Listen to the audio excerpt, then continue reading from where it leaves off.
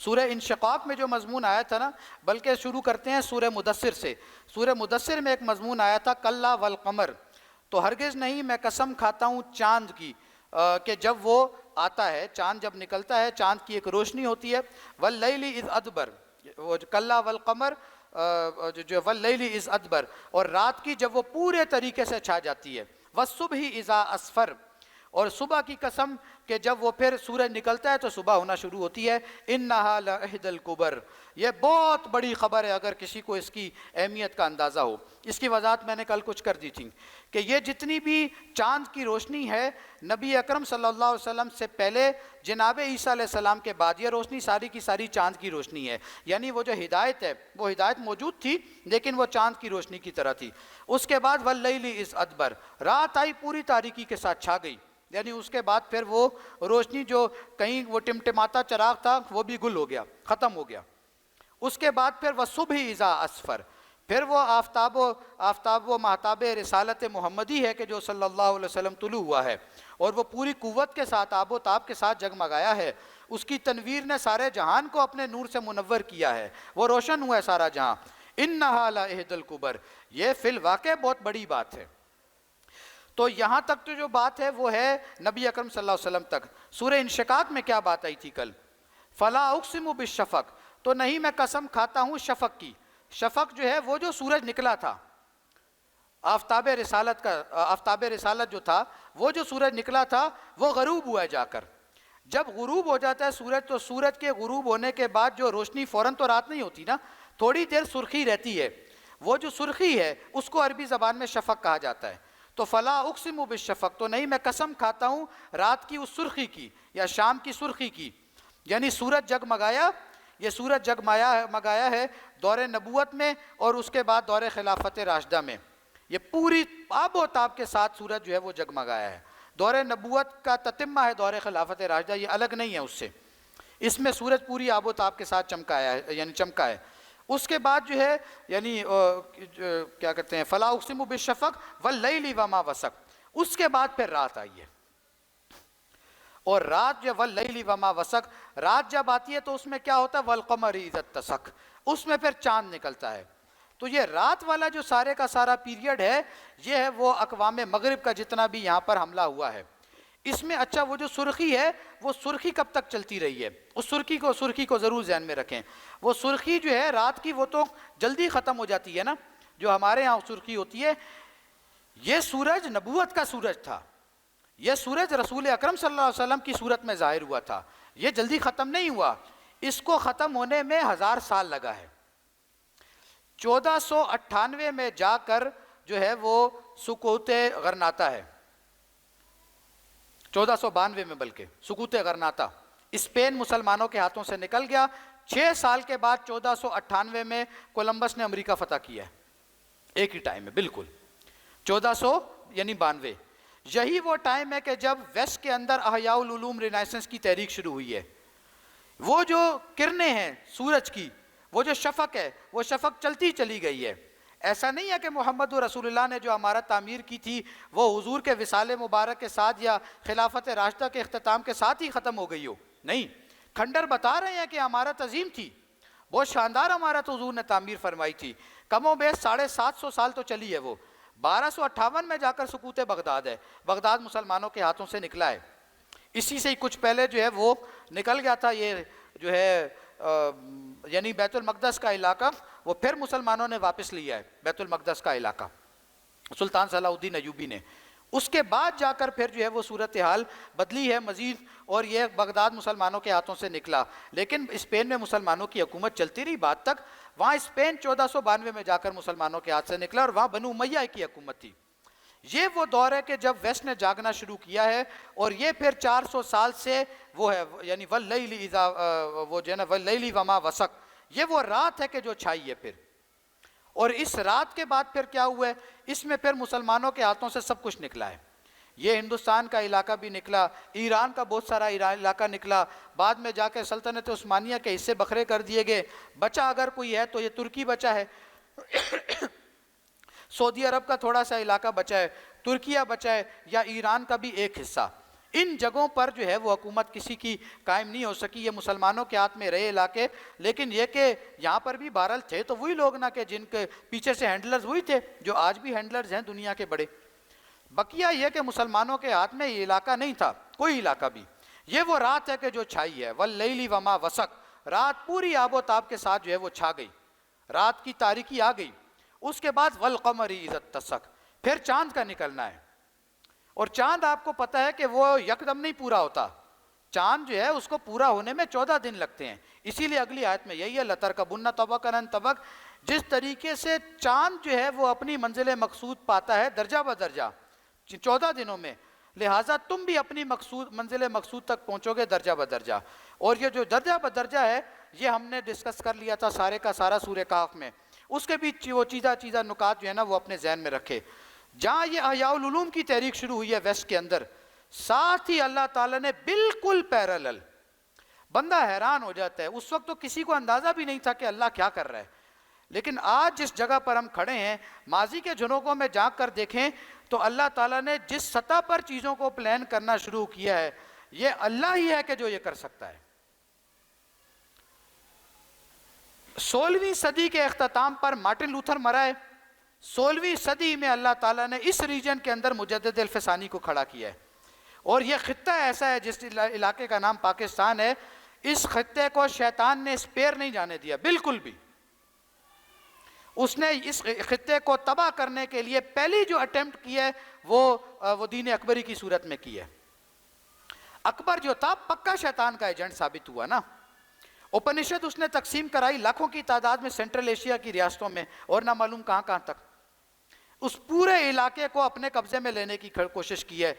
ایک فرد واحد کھڑا ہوا ہے یہاں پر، وہ نگاہ اکبری رکھنے والا مجدد الفسانی، جس کے بارے میں اقبال جب پہنچا قبر پہ جا کر تو کہتا ہے کہ حاضر ہوا میں شیخ مجدد کی لحد پر، وہ خاک کے جو زیر فلک ہے مطلع انوار، وہ ہند میں سرمایہ ملت کا نگہباں، اللہ نے بروقت کیا جس کو خبردار، گردن نہ جھکی جس کی جہانگیر کے آگے، ہے جس کے نفس گرم سے گرمی آرار۔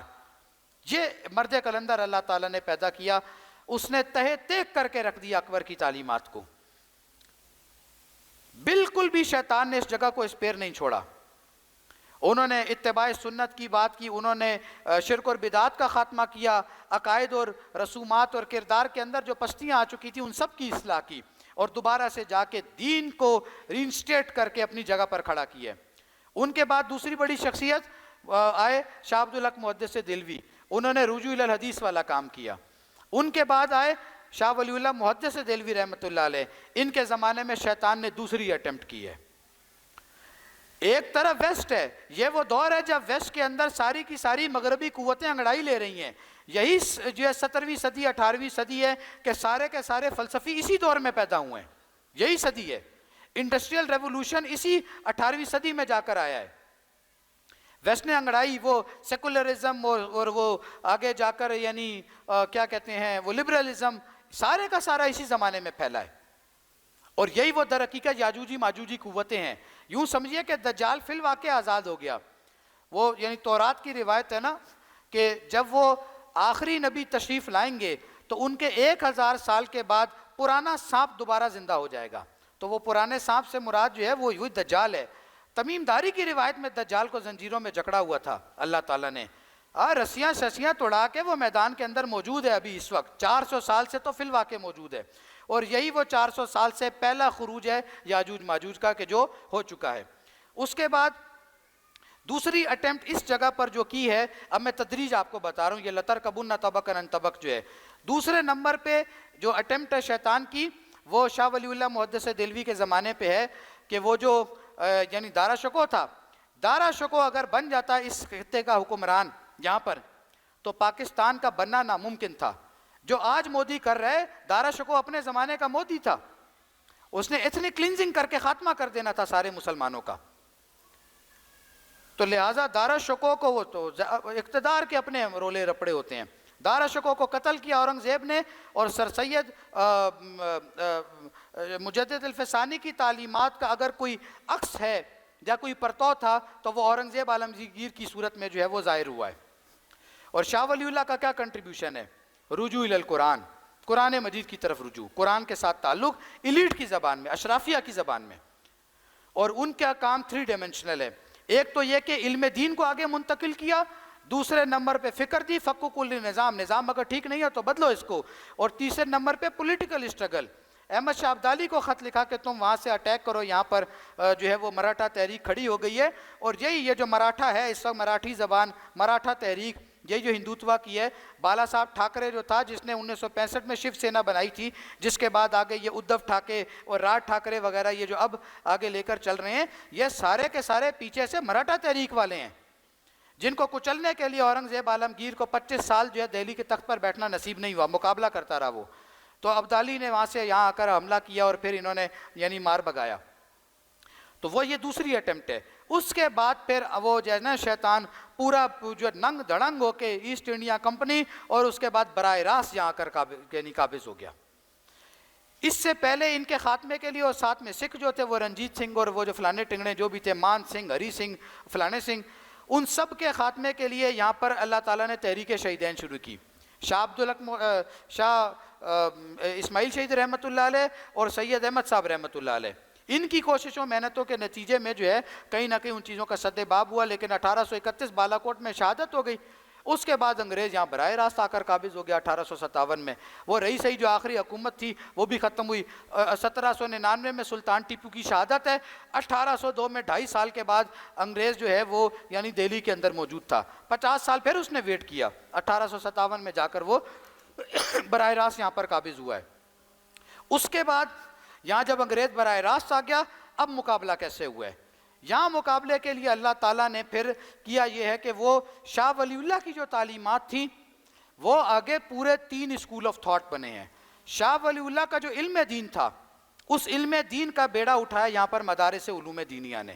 وہ بریلوی بھی تھے، دیوبندی بھی تھے، اہل حدیث بھی تھے. اس وقت یہ کوئی تقسیم نہیں تھی ہمارے یہاں. یہ تقسیم بعد میں پچھلی صدی کے شروع میں جا کر پیدا ہوئی ہے. پیرالل دیکھیے ویسٹ میں کیا ہو رہا ہے. 1789 میں فرینچ ریولوشن آ رہا ہے، 1917 میں رشین ریولوشن آ رہا ہے، 1800 کے اندر جو ہے وہ کارل مارکس جو ہے وہ داس کیپیٹال لکھ رہا ہے، 1800 ہی میں یعنی وہ سگمنڈ فرائڈ کا دور ہے، اس سے پہلے والٹر روسو کا دور ہے. یہ سارے کا سارا جو ویسٹ کا جو بھی فلسفہ ہے وہ اسی دور میں کھڑا ہوا ہے. وہ خدا بیزاری، وہ دین دشمنی، وہ گاڈ لیس جو سوسائٹی کا تصور، یہ ایک ہی دور کے اندر جا کر ہوا ہے سارے کا سارا. اور ان پیرالل جو ہے وہ سارے کا سارا اللہ تعالیٰ یہاں پر کام کر رہے ہیں. جو شخصیات اس ریجن میں آئی ہیں ساری دنیا میں مسلمانوں نے کہیں پر بھی نہیں آئی. پہلے 1000 سال تک اللہ تعالیٰ نے مجددین بھیجے عرب کے اندر. اس کے بعد جب دوسرا 1000 سال شروع ہوا تو مجددین اس علاقے میں اللہ تعالیٰ نے بھیجنے شروع کیے ہیں. یہ سلسلہ آگے چلا ہے. اور اس کے بعد جا کر جو صورتحال بنی ہے کہ شاہ ولی اللہ کے علم دین کے وارث ہوئے مدارس علوم دینیہ. شاہ ولی اللہ کی جو پولیٹیکل تھاٹ تھی، بلکہ یوں کہنا بلکہ سیاسی سوچ، اس کی وارث بنی ہے مسلم لیگ بعد میں جا کر، جس نے ملک بنا کر دیا ہے فی الواقع. اور تیسرے نمبر پہ شاہ ولی اللہ کی جو فکر تھی، جو آئیڈیالوجی تھی، اس کی وارث اگر کوئی بنی ہے جا کر تو بعد میں وہ یہ آئی تحریکیں ہیں. اور ان میں پہلے نمبر پہ جو شخصیت ہے وہ علامہ اقبال کی ہے. اچھا کمال ہے یہ بھی، علامہ اقبال کے اندر بھی یہ ساری چیزیں جمع ہیں. ایک طرف 1930 کا خطبہ اعلی عباد، دوسری طرف آپ اقبال کو دیکھیں تو وہ وہ جو یعنی ٹھیٹ جو سکہ بند عالم دین تھے انور شاہ کاشمیری، انہیں کہہ رہے ہیں کہ جناب آپ آئیں اور مل بیٹھ کر ہم جو ملک بننے کے لیے جا رہے ہیں اس میں نظام تعلیم اور قانون کیا ہوگا اس کو بناتے ہیں. یہ والا کام کیا ہے علامہ اقبال نے. جو آفر کی انور شاہ کاشمیری صاحب رحمۃ اللہ علیہ کو، وہ خیر کام نہیں ہو سکا. پھر مولانا مودودی کو وہ یعنی حیدرآباد دکن سے نکال کر پنجاب کے اندر لے کر آئے، تو وہ پورا کا پورا دھیان تھا. دوسری طرف قائد اعظم کو لے کر آئے سیکنڈ گول میز کانفرنس میں، جب گئے وہاں سے واپس لائے، انہوں نے کہا بھائی اسلام کی بات کرو. اب تو یہاں پر خطبہ الہ آباد دیا 1930 میں اور بتایا کہ ہندوستان کے شمال مغربی سرحدی صوبوں میں ایک آزاد مسلم ریاست قائم ہوگی، اور اگر ایسا ہو گیا تو ہمیں موقع مل جائے گا کہ اسلام کے اصل چہرے پر جو بدنما داغ اور دبے عرب امپیریلزم کے دور میں پڑ گئے تھے انہیں ہٹا کر اصل اسلام دنیا کے سامنے پیش کر سکیں. اور 1940 میں 10 سال کے بعد جو ہے وہ ہمارے سامنے یہ قرارداد مقاصد جو ہے، جس کو ہندو پریس نے نام دیا قرارداد پاکستان کا، وہ قائم ہو گیا، وہ یعنی وہ پاس ہو گئی اور 47 میں جا کر پاکستان بنا. اور تیسری طرف امت کا درد، وہ جو ہے نا وہ ملت کی شیرازہ بندی، اس کا احساس، یہ کام علامہ اقبال نے کیا ہے. یعنی فی الواقع ہزاروں لاکھوں کروڑوں سال آگے دیکھنے والا انسان.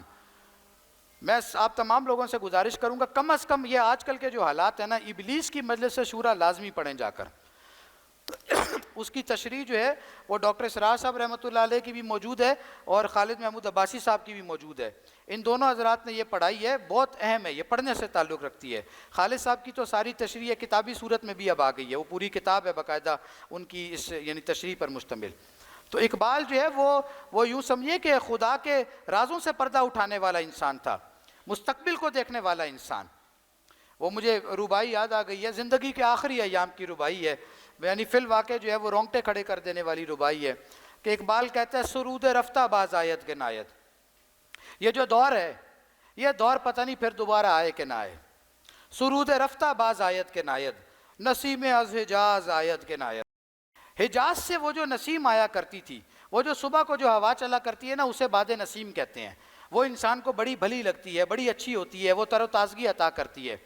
تو وہ اپنے آپ کو کہہ رہا ہے کہ میں جو کچھ بھی میں نے پیش کیا ہے یہ سارے کا سارا روزہ رسول کا فیض ہے. یہ حضرت رسول اکرم صلی اللہ علیہ وسلم کا وہ روحانی اور باطنی فیض ہے جو میں نے پیش کیا یہاں پر. تو نسیم از حجاز آیت کے نایت، حجاز سے وہ نسیم آئے کہ نہ آئے. سر آمد روزگارے ہی فقیرے، فقیر کا دن اب پورے ہو گئے ہیں، فقیر کے زندگی کا آخری وقت اب بس آ گیا ہے، فقیر کے جانے کا وقت آ گیا ہے. سر آمد روزگارے ہی فقیرے، دیگر دانائے راز آیت کے نایت. وہ خدا کے رازوں سے پردہ اٹھانے والا نہ معلوم پھر دوبارہ آئے یا نہ آئے. تو قدر نہیں کی ہم نے ان لوگوں کی.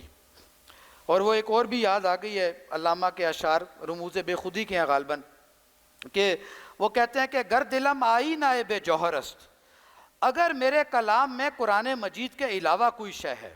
گر دلم آئی نہ بے جوہر است، بلکہ یوں وہ ترجمہ اس کا تو یہ بنے گا نا کہ اگر میرے دل کی وہ کیفیت ہے کہ اس آئینے کی مانند ہے کہ جو اپنی آب و تاب کھو چکا ہے. آئینے میں آپ اپنا آپ دیکھتے ہیں نا، اگر میں لوگوں کو اپنا آپ دکھانے میں ناکام ہو چکا ہوں، اگر وہ ایسا یہ آئینہ ایسا ہے کہ جس نے اپنی آب و تاب کھو دیا ہے، گر دلم آئی نہ بے جوہر است وربہ حرفم غیر قرآن مزمرست، اور اگر میرے کلام میں قرآن کے علاوہ کوئی شے ہے پردہ ناموس فکرم چاک کن. تو لوگوں میری جتنی بھی یہ عزت بنی ہوئی ہے نا کہ جناب شاعر مشرق ہیں، یہ ساری کی ساری فکر جو ہے نا، اس کی ناموس جو جتنی بھی عزت ہے اس کو اٹھا کر پھینک دو، پھاڑ ڈالو. پردہ ناموس فکرم چاک کن، ای خیاباں روز خارم پاک کن. اور اس گلشن کے اندر، اس باغ کے اندر جو یہ کانٹا ہے اقبال نامی، اس کانٹے کو نکال کر پھینک دو، باہر کر دو. روز محشر خوار و رسوا کن مرا، قیامت والے دن مجھے ذلیل و خوار کر کے رکھ دینا، بے نصیب از بوسہ پاکن مرا. اور اے لوگوں مجھے اللہ کے نبی صلی اللہ علیہ وسلم کے قدموں کا بوسے سے محروم کر دینا. یہ کس کو کہہ رہے ہیں؟ وہ اللہ کو کہہ رہے ہیں. تو یہ کنٹریبیوشن ہے ان حضرات کا. اس کے نتیجے میں جا کر پاکستان بنا ہے. یہ خزانہ ہے ہمارے پاس، وہ جو موسیٰ علیہ السلام کی اور خضر والی کہانی میں جو خزانہ ہے بچوں کا. تو 78-80 سال تک اللہ تعالیٰ نے خزانے کو دیوار بناتا رہا. اللہ کے اپنے طور طریقے، اللہ نے دیوار چڑھائی ہے، بنائی ہے. بچے چھوٹے تھے ابھی، اب اللہ خزانے کو نکال رہا ہے باہر. اب وہ وقت دور نہیں ہے کہ جب دنیا نے پلٹا کھانا شروع کر دیا ہے. اب چیزیں اس نہج تک پہنچ گئی ہیں کہ اب جو ہے یہ خزانہ اللہ کا نکلے گا باہر. اور یہ پاکستان جو ہے یہ فی الواقع خدائی راز ہے. یہ 400 سال کی مجددین امت کی کوششوں کا نتیجہ ہے، یہ ان کی محنتوں کا آؤٹ کم ہے. اور یہ کس کے مقابلے پر ہے؟